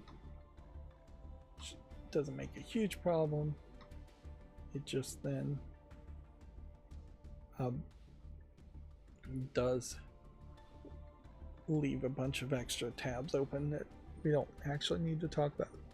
Here we have IBM, a non-actor as far as video games, also winning $44 million in a patent infringement suit against Zynga. And so we are potentially moving on to a patent war era of game developers versus non-game developers or other game developers suing each other. And certainly it's easy to realize that if companies are suing each other, they don't have anything constructive that they could be doing otherwise. Nothing that they're adding to society. And these lawsuits, profits through lawsuits or maintaining profit through lawsuits, needs to be something that goes away in favor of companies that actually add to society and create something of value to society in the first place. Which, yeah, theoretically, if somebody did have a patent and they were contributing to society, that would be more fair. But depending on what these patents are that Nintendo shows, I doubt they're patents that have in any way led Nintendo to making even one extra game. And IBM hasn't made any games, as far as I know. And that moves us to all the new games on Steam. Still haven't fixed that interstitial. And I also will say that while my macro does seem to work, it seems like it breaks down a little bit and ends up going to this first tab of the first game that comes out on Steam over and over again multiple times. But it seems to be working otherwise, so I'm going to leave it at that. As I'm trying to do some faultless cleanup, which I'm not really doing faultless cleanup if I'm making footage instead and playing Punch Club. There. Oh, I lost my train of thought there. It's like two different games. I never liked that. Where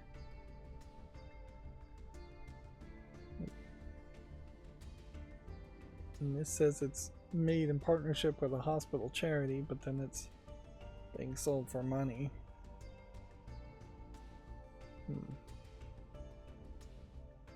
Yeah. Just kind of don't care either. I'm not going to fall for those kinds of gimmicks in most cases. I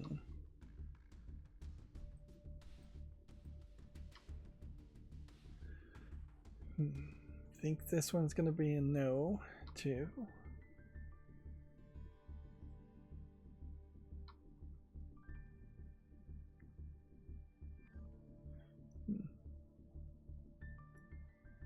I'm going to say this is a no also. I'm being slow about deciding.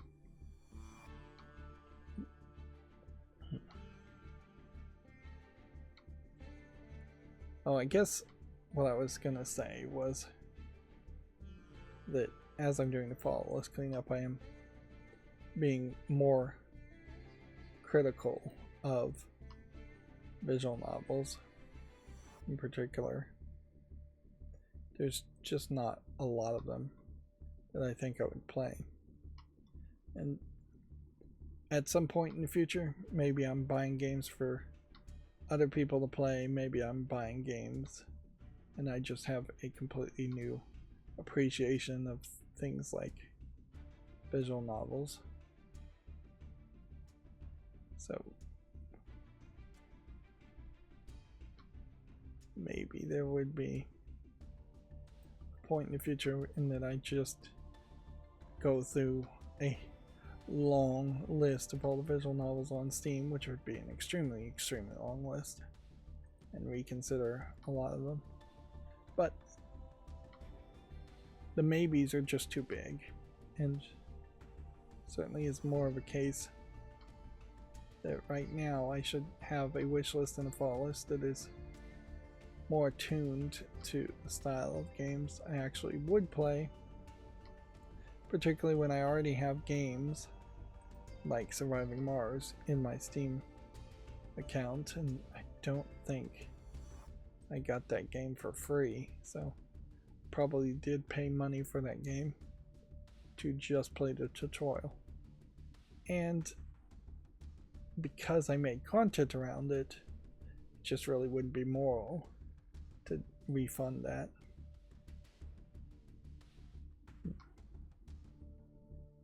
Because I might at some point get monetized and make money off that content.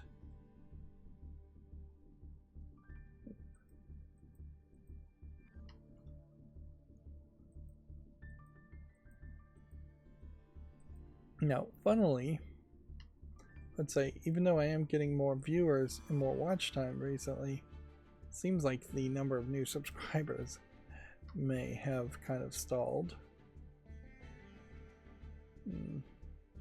This is a shame. This is a game I wanted to be received somewhat better than that.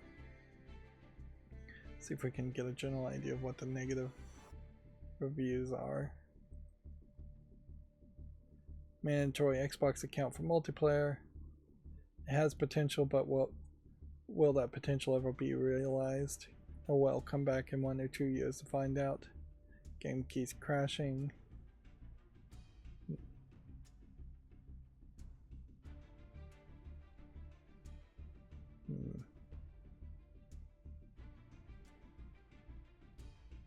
Well above recommended hardware, and it has poor performance on turn 1.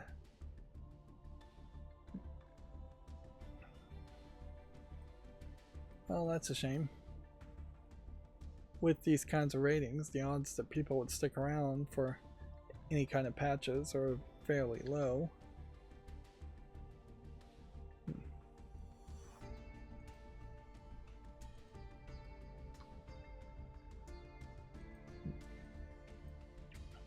I'm also, while doing the flawless cleanup, being fairly consistent about eliminating any adult games. There's only been a couple of adult games on Steam that have been good enough to really consider. Honey Pop 2, Leisure Suit Larry's have some historical elements to them, but arguably Leisure Suit Larry games aren't really even that adult.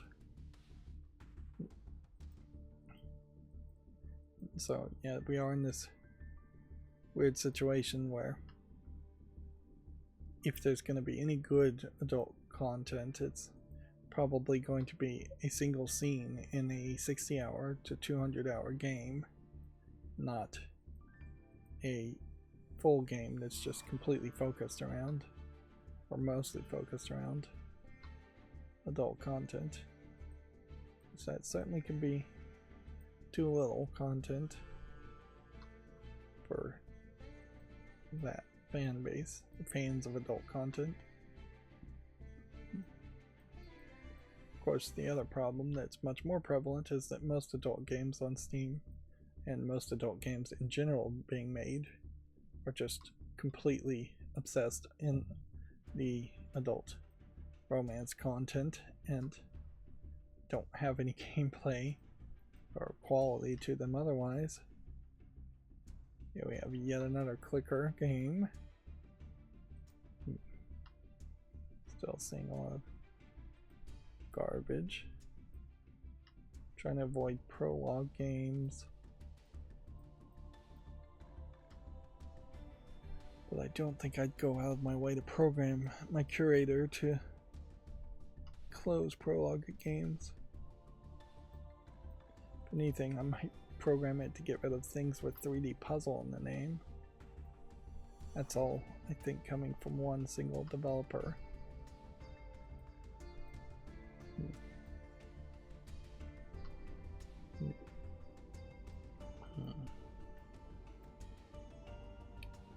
Also trying to ignore puzzle games. I don't want to get into a new puzzle game. Ignore is the wrong word. I'm not trying to ignore them, but I don't want to get super hyped about a new puzzle game right now, particularly one that's going to be like a Sudoku game that just takes forever to actually play.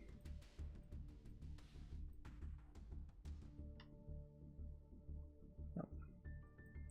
I still really haven't found a great solitaire game for Steam Deck or just Steam in general.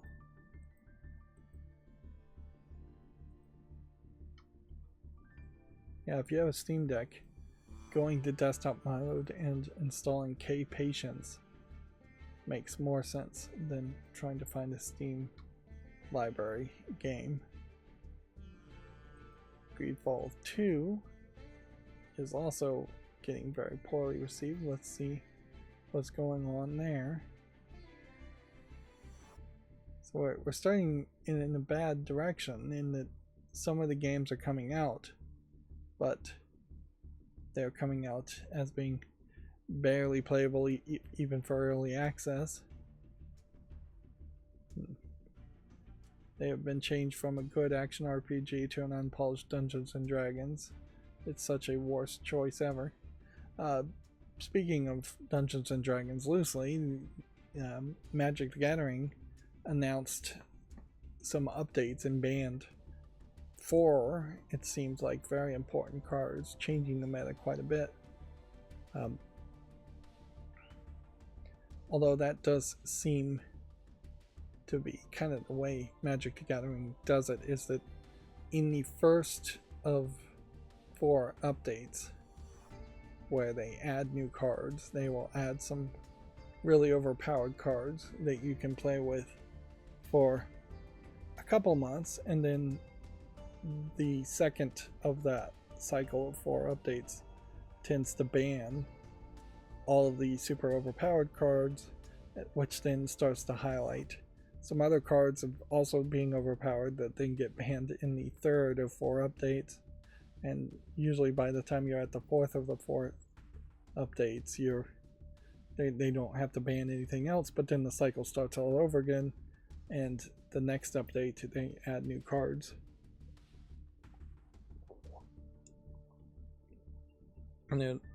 And my numbers might be wrong there, but basically it creates a situation of just constant change and constant banning of cards, assuming you play Magic the Gathering following the ban list of Hasbro and Wizards of the Coast. If you're just playing it in a friendly game that's not following that list, you can play whatever cards you want, which is almost certainly the better way to play Magic the Gathering if you're going to play it in the real world. That being said, if you're playing it in Magic the Gathering Arena, you're forced into the ban lists in most gameplay modes. And it's all done to create this artificial need to buy more and more cards at all times, which is really highlighted in the case of Magic the Gathering, in that they'll ban certain cards eventually, and then release the exact same card with a different name in the next expansion. I don't know how much more of this there is. Ah, this is a Paperboy clone. Don't get a lot of those. Although in fairness, the Paperboy game itself, I don't know how good that game really is. It never went anywhere or got any real competitors.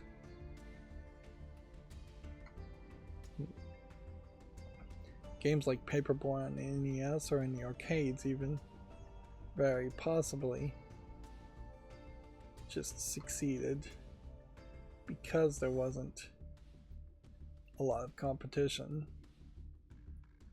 Now that there is just competition, let alone the fact that games are better, things are different. Demand is also different. I'm giving a lot of these games a lot of chances, making YouTube shorts around them, putting them on the follow list, seeing if that takes us anywhere. We have a One Piece game here.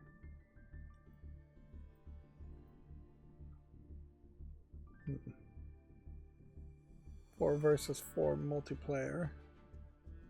So no real single player content here, it's just fighting, it seems. That being said, 83% positive. Some people are liking what they're getting. I don't know if there really is much more you can or should do with the One Piece series other than just have characters fight each other. It's kind of the best move. Telling any story is probably not really that necessary. Making it a adventure game as other One Piece games have done. May not really be that necessary. And at a certain level, if they just keep the production costs low, you might be able to profit by making simpler One Piece or anime inspired video games, or anyways.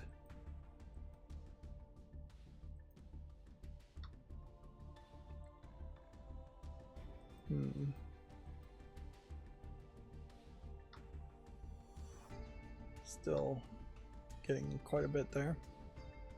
And for the first time in an extremely long time, this is actually accurate. We went a little bit longer today, but in fairness, I was interrupted in the middle of that, so yeah. But even with that, we did go a little bit longer today. But overall, everything seems like it's working, so that's going to be it for this stream. As always, I ask you to like, share, subscribe, comment, and keep on watching. Thanks.